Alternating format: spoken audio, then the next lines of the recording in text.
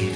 Came to the world in the usual way, but there were planes to catch and bills to pay. He learned to walk while I was away.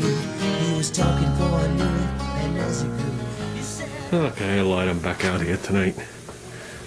Figured I'd clean these surfaces real quick with Scotch Brite, so I could bring these heads to work and mill them and clean them up. And this one looked mint. This one looked like it's been apart 1,000 times. And you can see some of the nicks all over the piston. I don't know, I probably cleaned it when I was a kid with a screwdriver. But there was a couple of nicks in the deck here that went right across the bottom of where the head gasket was going to be, so it was definitely going to cause a problem. So, I mean, you can see it's good now. I sat here and blocked it in every direction. You can tell you're on the mark if you say you're going in this direction and you switch this direction and you're instantly cross-hatching. You don't find low spots and oddball spots. But I actually did it this direction, this direction, this direction, and this direction. And then when I was all done and I felt it was good, which it is, I mean, you can't beat that surface. Hit it with a Scotch Brite pad very lightly. Just to peen over any of the lines. And here's one of the gaskets. You can see it's gasket actually goes this way. Got all the surfaces taken care of. But this is a steel sleeve engine. This is how you can tell the difference. Can you see the two different colors? See the band? That's when they hone it out and they press a steel sleeve in it. And this is actually a mint engine. But like I said, this engine was dated 1959, so I wanted to make sure everything was good. You can see the seats are good. We're not going to do any port work. I don't see the purpose on the 3.5 horse. But I did look at some of the valves, and there's nothing wrong with where the seat is. A couple of nicks on the top. Right there. And that's from scraping this or whatever had happened. And then you got the little tiny exhaust valve. I'd like to put these valves back in and check the lash on them. I know I have other valves in this box here, but those valves look good. Like I said, this engine ran mint. I just don't want to put it together and have a continuous head gasket blown problem on this one because it was a gouge in it. So that's technically what it was. I would find it hard to believe that this gasket could possibly seal it. I think it was this one. Yeah, the one with a gack on it.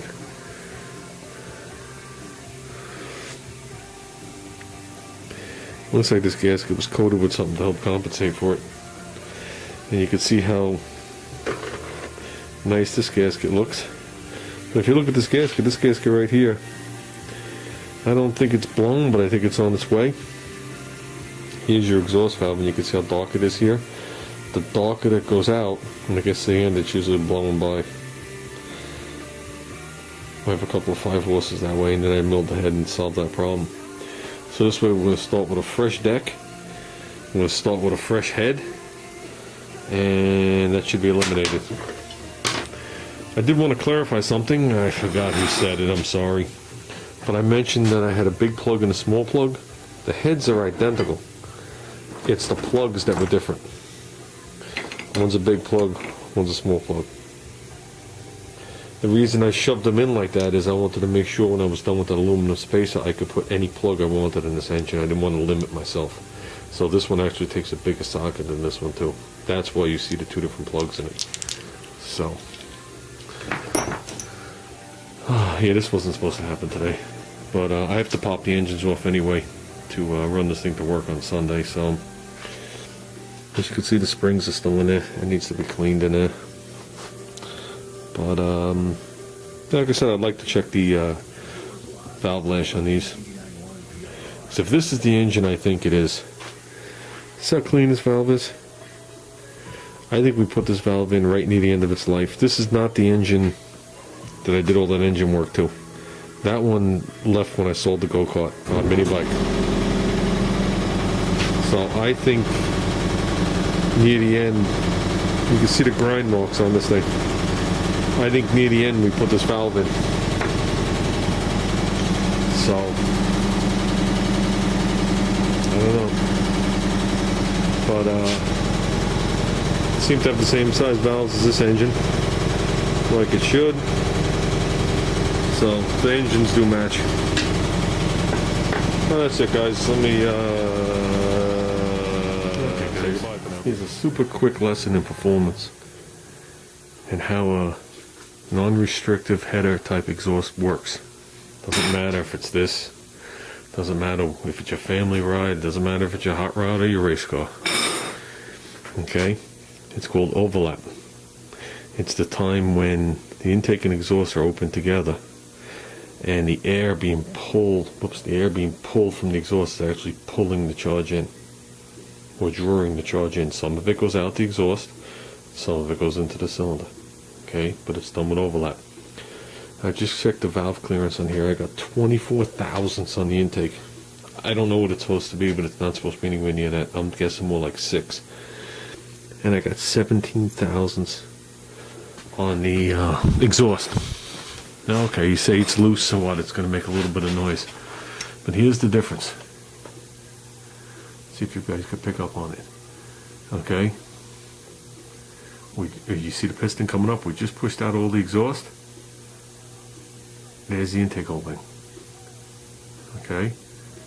The exhaust is almost fully closed.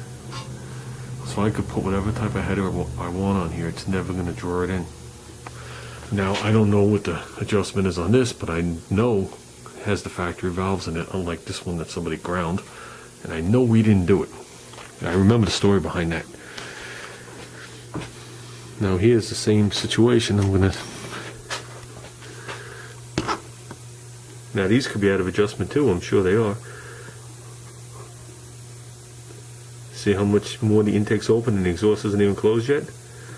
Right there, it's starting to draw it in. And it closes and draws it in. Okay?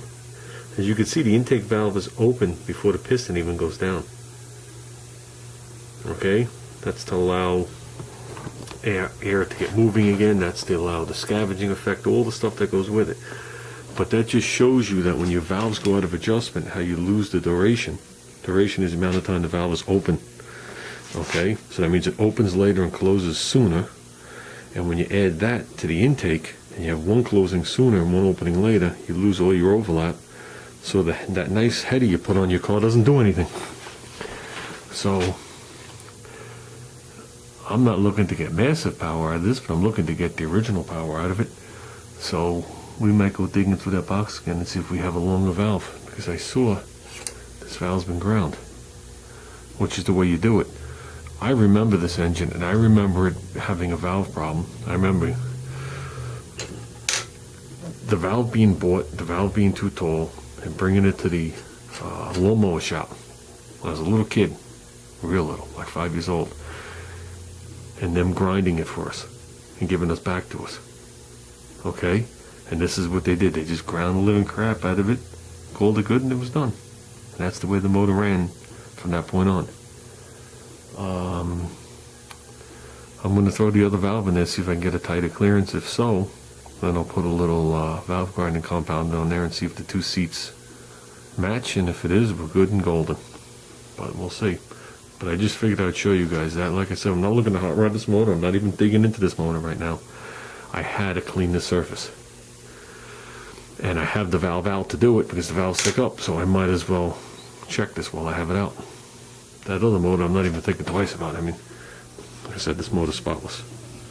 This motor's definitely a virgin. That one isn't.